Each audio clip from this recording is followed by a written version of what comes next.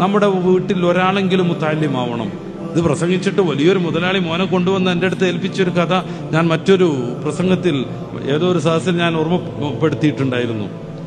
എൻ്റെ കൈ പിടിച്ചു വന്നിട്ട് കൊണ്ടുവന്നു, ഇതാ നിങ്ങൾ ഇതിന് എവിടെയെങ്കിലും കൊണ്ടുപോയി മുത്തഅല്ലിമാക്കിക്കോളൂ, ഇവൻ SSLC കഴിഞ്ഞ് ഫുൾ A+ ഉണ്ട് എന്നും പറഞ്ഞിട്ട്. ഫുൾ A+ ഉള്ള കുട്ടിയും അവരുടെ ആ ഗാംഭീര്യതയൊക്കെ കണ്ടപ്പോൾ വലിയ സമ്പന്നതയും ബിസിനസ്സുകാരനൊക്കെ ആയപ്പോൾ ഞാൻ കുട്ടിയെ മഴത്തിന് കൊണ്ടുപോയി ചേർക്കാൻ പറഞ്ഞു. ആ കുട്ടി +2 സയൻസിൽ ഫുൾ A+ വാങ്ങി. ഇപ്പൊ ഡിഗ്രി കഴിഞ്ഞു സയൻസിന്റെ ഏതോ ഒരു ഫിസിക്സിന്റെ വിഷയത്തിൽ.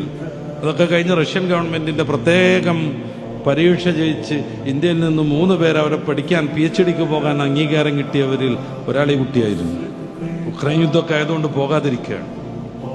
നോക്കുങ്ങള്, അവൻ സാധാരണഗതിയിൽ ഒരു MBA ഒക്കെ പഠിച്ച് അല്ലെങ്കിൽ കുറച്ചുകൂടെ അപ്പുറമൊക്കെ പഠിച്ചിട്ട് സാധാരണക്കാരനാവുന്ന ഒരു ബിസിനസ്സുകാരനാവേണ്ടതാണ്.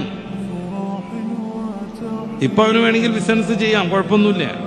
പക്ഷെ ദീന് നന്നായിട്ട് പഠിച്ചു, നല്ല മുത്തഅല്ലിമായി, നല്ല ഇഖ്ലാസ് ഉണ്ടായി. ആ കുട്ടിയോടൊപ്പം ഉംറക്ക് പോയ ഒരു ഉസ്താദ് എന്നോട് പറഞ്ഞത്, എന്തൊരു നല്ല കുട്ടിയാണ്, എന്തൊരു അദബാണ്, എന്തൊരു അച്ചടക്കാണ്. റൗദയിലെത്തിയാൽ കഅബയിലെത്തിയാൽ അവൻ കരച്ചിൽ തുടങ്ങുന്നതാണ്.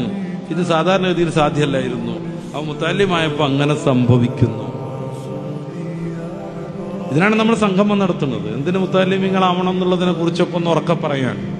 വാർഷികം നടത്തുന്നതും അങ്ങനെയുള്ള ദർസിനെ പ്രൊമോട്ട് ചെയ്യുന്ന എല്ലാ പരിപാടിയും ഇതിനു കൂടെയാണെന്ന് നമ്മൾ മനസ്സിലാക്കണം. എൻ്റെ പ്രിയപ്പെട്ട സഹോദരന്മാരെ, പുതിയ കാലം വല്ലാത്തൊരു പ്രശ്നം പിടിച്ച കാലം.